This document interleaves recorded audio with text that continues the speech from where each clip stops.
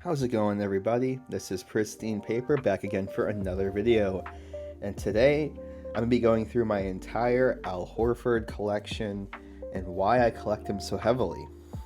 So to kind of start, I have a good amount of Al Horford cards right here. A lot of them are mostly patches or relics, and they are split up by team. On the left here, you'll see these are all Hawks relics. And besides this top card, everything over here is Celtics. So I don't collect any of his Sixers stuff or any of his OKC Thunder stuff.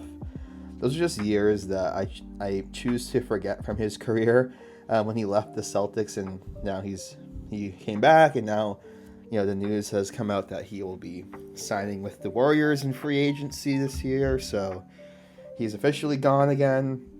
So that's kind of what prompted me to make this video.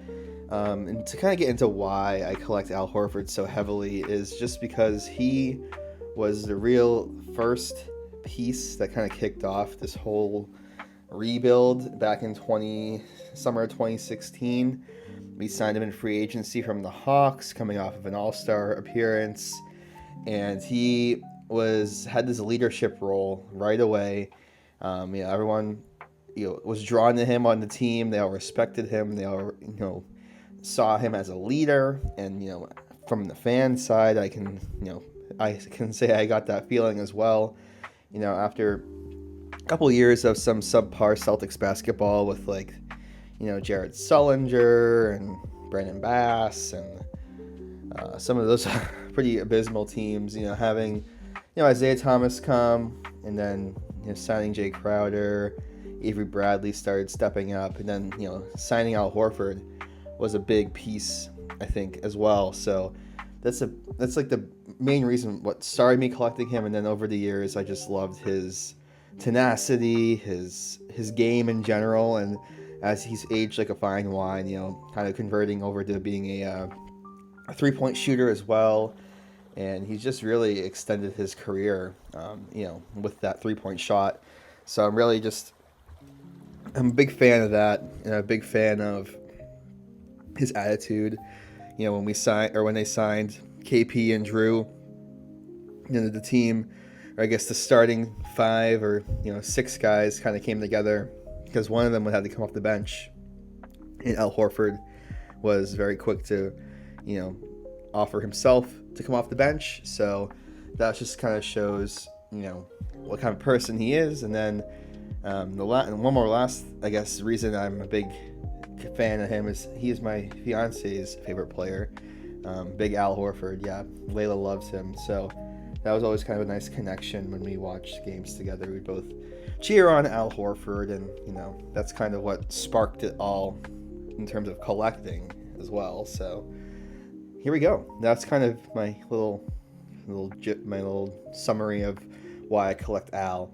But to start, I'm going to start with this graded card because it's the only one I have that's graded in a slab, and it's the only non-patch card as well. Sorry, there's some glare, but I'm just kind of trying to get what the card looks like. It is the 2014 Panini Totally Certified Platinum Gold, number 10 of Al Horford in the PSA 10. So, really nice looking card. He's got that Al Horford shooting form, kind of synonymous now with his time on the Celtics. But really like this card and like the gold shine that it offers. And again, it's kind of hard to see with this glare that I have right here. But in person, it's a great looking card. And I think this was my first PSA 10 that I ever bought too. I'm not super into the grading stuff, so it's not really like on my top of my list to find PSA 10s. So let's go into the Celtics stuff since there's less of it. This first one, I guess, is technically a dual Celtics and Sixers card. I know I was mentioning I don't buy his Sixers stuff, but this is what year is this? This is 2020-21 Panini Select Duet Selections of Al Horford, and it's the gold number 10. Got this one from my buddy Matt at MPA Collectibles on Instagram. I'll throw up a picture of his page right here. But he got this for a great deal. I thought this was kind of a cool card because when Al first signed with the Sixers, I really was not happy with him. I thought like, wow, he went to our rival. He took, he was all about the money, blah blah blah. And then ultimately that signing didn't even work out at all. He basically like put the franchise back a few years in terms of, being able to sign some guys and all that kind of stuff. So then Al came back. They went to the Thunder for a couple games or whatever, and then he came back to the Celtics. So I thought this was cool. He left and then came back, kind of thing, and he screwed over the Sixers. So, I don't like the Sixers, so that's kind of is nice. But yeah, I really like this card a lot.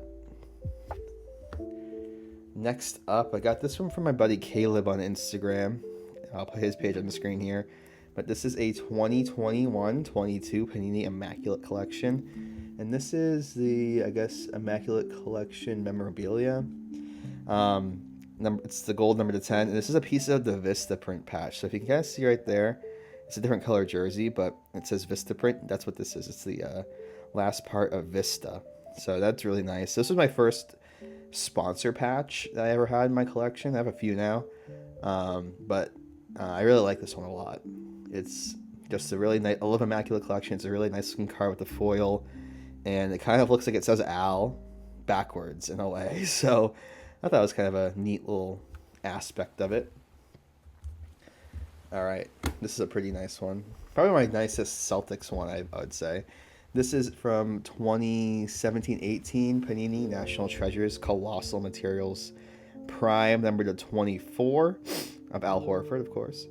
Really, I don't want to say it's my chunkiest Horford patch. I think it might be, though.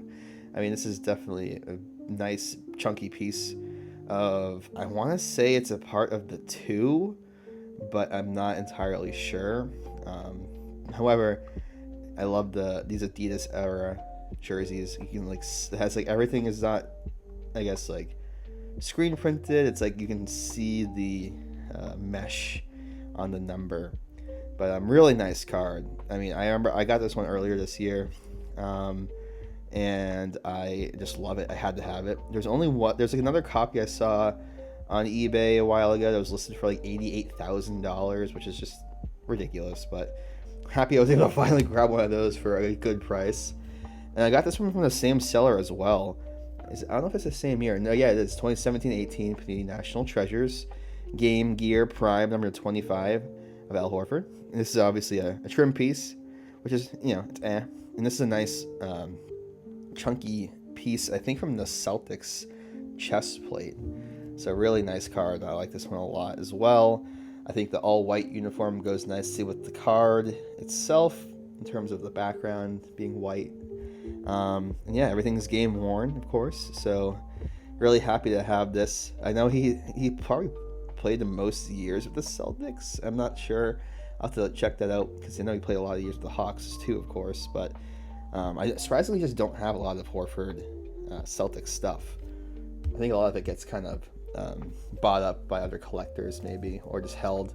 But here's all his Hawks stuff, which is kind of how I view him as well outside of the Celtics, of course. He was with them for many years. So first card up, we have a performance art from 2016-17 Panini Court Kings, and this is the Sapphire Prime numbered to 25.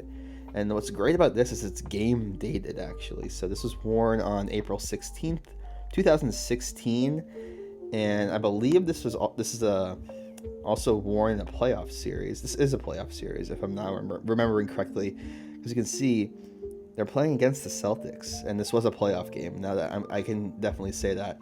I'll throw up his stats on the screen here because I totally forget them, but I actually remember watching this series back in 2016, and the Celtics got blown out, but really nice neon green piece here from that playoff jersey. Oh, next here, beautiful card. This is from 2013-14 Panini Immaculate Collection.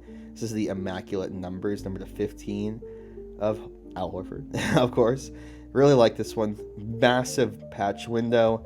Really get a lot of the cool aesthetics to this Adidas patch with the mesh, as I was mentioning before, and this little I guess, sharp angle here. I guess I just like the way that looked a lot. Again, this is number to 15, so really, really nice card. Love this one a lot as well. One of my favorites. Really like this set a lot. This is from 2013-14 Panini Timeless Treasures, and this is the Every Player Every Game set, and this is the prime number to 5 of Al Horford. Of course, I don't need to keep saying his name, but I love this set a lot. I have a couple other ones. I have the Rondo, which is number to 4 or 5, and then I have the Blake Griffin, which is number to 3. But when I saw this one pop up, I had to grab it. I got it for a great deal, in my opinion.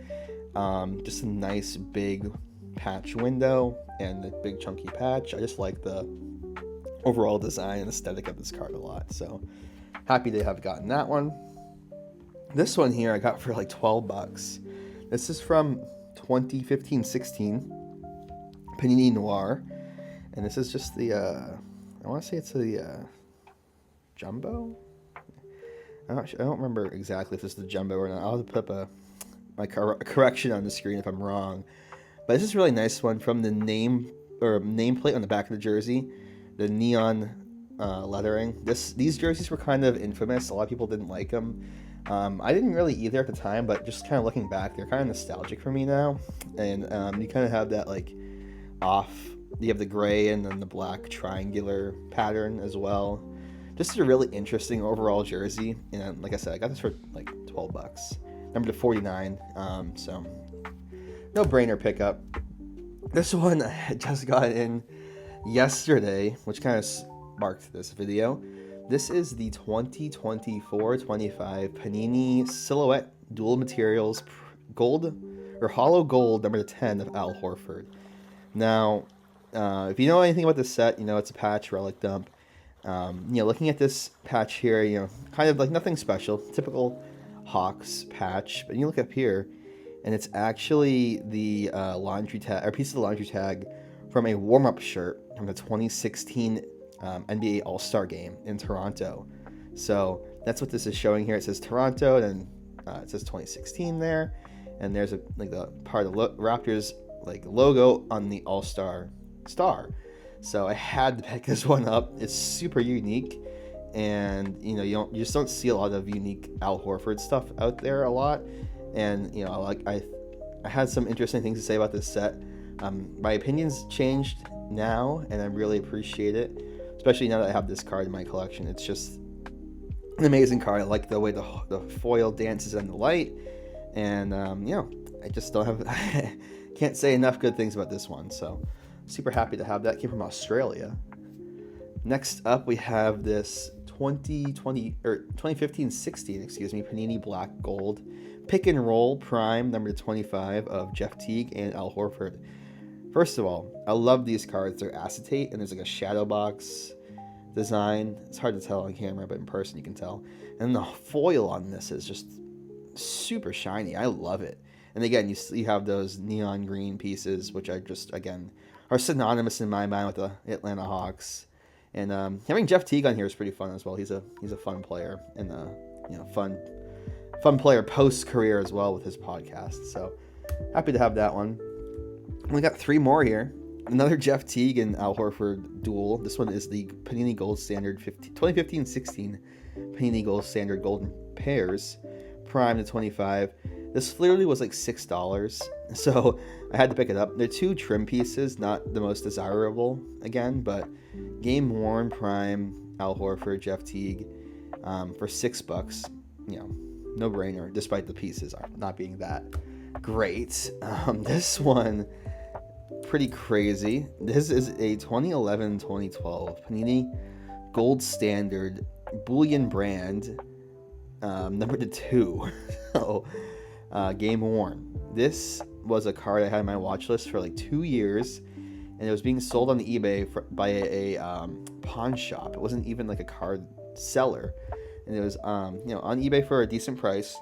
Then after a year or so, I'm like, I'm just gonna send them an offer, and then they accepted it. And it was like a lot lower than what it was listed for, so I was psyched. And it is definitely like the biggest patch window I have of Al Horford, I'd say, besides maybe that immaculate numbers. and it's showing the laundry tag, of course. This is the full Adidas patch, and in the other version, the 1 out of 2, I'm assuming it has the rest of that laundry tag there. So just a really beautiful card. I love it. One of the cornerstones of my Al Horford PC for sure. These are super rare, and I got it for an amazing deal, like I said.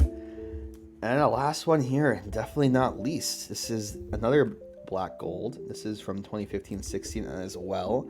And this is the Massive Materials Prime number 2/9 of Al Horford. Like I said, still that same... Oh, sorry if you hear any sirens in the background. My window's open. But this is that same like neon green jersey that I really like with that triangular gray and black pattern. And the foil on this is just amazing. It's not a shadow box like the other one, but it's somewhat of like a silhouette-esque design with the player profile kind of off-kiltered and has a little bit of a cutout here. Just an amazing card. I'm so happy I got this one as well. Just is a stunner, and the patch is amazing too. I think it's it's part of the A in Atlanta. One of the A's in Atlanta. There's 3 of them, so it's kind of hard to tell. But yeah, like I said, this is number 9, game worn, of course. So yeah, that's it. That's my Al Horford PC, and of course, it's always going to be growing. Like I said, I had just gotten in one of these recently, as of yesterday. So I'm always always hunting down Al Horford stuff. So if you have any leads, let me know. Definitely one of my Mount Rushmore of favorite players in the NBA history. So yeah, that's kind of it. That's all I got. Hope you guys enjoyed. Like I said, let me know what your favorite card was in the comments, and please like and subscribe. Helps me out a lot. Without further ado, I'm just gonna peace out here and say bye. See you later, everyone.